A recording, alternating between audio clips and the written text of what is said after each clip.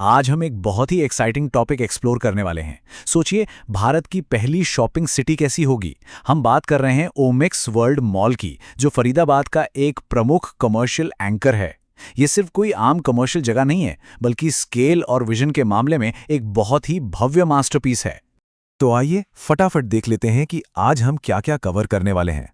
हम शुरुआत करेंगे शॉपिंग सिटी के विजन से, फिर देखेंगे इसकी स्ट्रैटेजिक लोकेशन, इसके रिटेल और एंटरटेनमेंट जोन्स, फिर बात करेंगे इंफ्रास्ट्रक्चर और लग्जरी हॉस्पिटैलिटी की, और आखिर में समझेंगे इसके कमर्शियल यूनिट्स के प्रकार को। चलिए सेक्शन 1 से शुरू करते हैं, शॉपिंग सिटी विजन।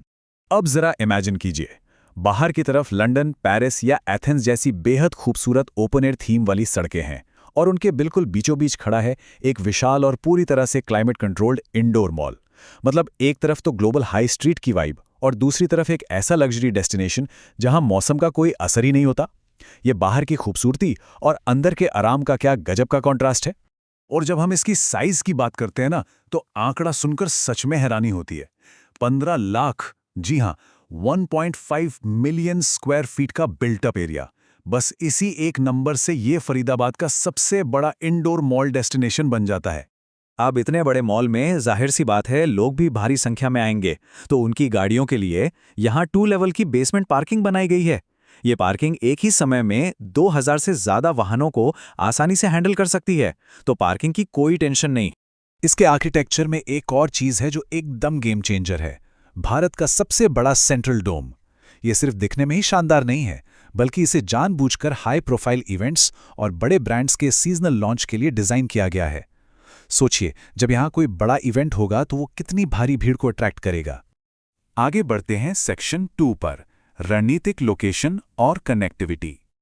अब सवाल ये उठता है कि इतना बड़ा स्ट्रक्चर सेक्टर 79 में ही क्यों बनाया जा रहा है। इसका सीधा सा जवाब है लाजवाब कनेक्टिविटी। ये जगह दिल्ली मुंबई एक्सप्रेसवे और आने वाले एफएनजी एक्सप्रेसवे के एकदम करीब है। साथ ही एस्कॉर्ट्स मुझेसर और बाटा चौक मेट्रो स्टेशंस भी पास ही हैं, और तो और अमृता हॉस्पिटल और डीपीएस जैसे नामी इंस्टीट्यूशंस भी नज़दीक हैं। इस शानदार कनेक्टिविटी की वजह से यहाँ न सिर्फ आसपास के प्रीमियम रिहायशी इलाकों से, बल्कि पूरे दिल्ली एनसीआर से लोगों का आना तय है। अब आते हैं सेक्शन 3 पर, रिटेल और एंटरटेनमेंट जोन्स। चलिए अब मॉल के अंदर चलते हैं। इसके लेआउट को बहुत ही स्मार्टली प्लान किया गया है। लोअर ग्राउंड फ्लोर को पूरी तरह से हाइपर मार्केट्स के लिए रखा गया है, क्योंकि वहां सबसे ज्यादा भीड़ आती है। फिर ग्राउंड और अपर ग्राउंड फ्लोर सिर्फ कपड़ों और लाइफस्टाइल ब्रांड्स के लिए हैं, और फर्स्ट फ्लोर वो पूरी तरह से इलेक्ट्रॉनिक्स, गैजेट्स और एंटरटेनमेंट के लिए डेडिकेटेड है। ये लॉजिकल जोनिंग शॉपिंग के एक्सपीरियंस को एकदम आसान और स्मूथ बना देती है। और शॉपिंग के बाद भूख तो लगती ही है ना? तो यहाँ का विशाल फूड कोर्ट देखिए।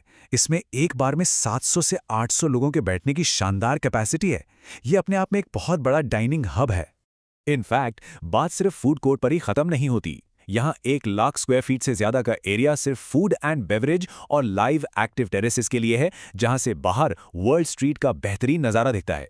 और इसके अलावा 1 लाख स्क्वायर फीट का एक और हिस्सा फैमिली एंटरटेनमेंट सेंटर के लिए है, जिसमें गेमिंग जोन्स और मल्टी स्क्रीन मल्टीप्लेक्स मौजूद हैं। पूरे परिवार के लिए फुल ऑन एंटरटेनमेंट। अब रुख करते हैं सेक्शन 4 का, इंफ्रास्ट्रक्चर और लग्जरी हॉस्पिटैलिटी। इस प्रोजेक्ट की एक और खास बात है इसका हॉस्पिटैलिटी वाला एंगल। इस मॉल के साथ सीधे तौर पर एक लग्जरी 5 स्टार होटल जुड़ा हुआ है। इतना ही नहीं, बिजनेस ट्रैवलर्स और हाई नेटवर्थ इंडिविजुअल्स के लिए लगभग 650 स्क्वायर फीट के fully furnished 1 BHK luxury studio sweets भी बनाए गए हैं। मतलब कमर्शियल स्पेस के साथ एकदम प्रीमियम स्टे का एक्सपीरियंस। अच्छा, वीकेंड्स पर मॉल्स के बाहर जो ट्रैफिक जाम लगता है वो तो हम सब जानते हैं, लेकिन यहाँ उस प्रॉब्लम को सॉल्व करने के लिए 3 अलग-अलग ड्रॉप ऑफ पॉइंट्स डिजाइन किए गए हैं। इस स्मार्ट स्ट्रैटेजी की वजह से गाड़ियों और पैदल चलने वालों के लिए कोई बॉटलनेक नहीं बनता और एंट्री बिल्कुल सुचारू रहती है। और फाइनली हमारा आखिरी सेक्शन, कमर्शियल यूनिट्स के प्रकार। अगर बिजनेस के नजरिए से देखें तो यहाँ हर सेगमेंट के लिए परफेक्ट स्पेस का बंटवारा किया गया है। लोअर ग्राउंड पर 400 स्क्वायर फीट से शुरू होने वाले हाइपर मार्केट्स हैं, प्रीमियम कॉर्नर लोकेशंस पर 400 स्क्वायर फीट के ज्वेलरी और सेलिब्रेशन हार्ट हैं। इलेक्ट्रॉनिक्स के लिए मीडियम साइज के लॉकेबल स्पेसेस हैं।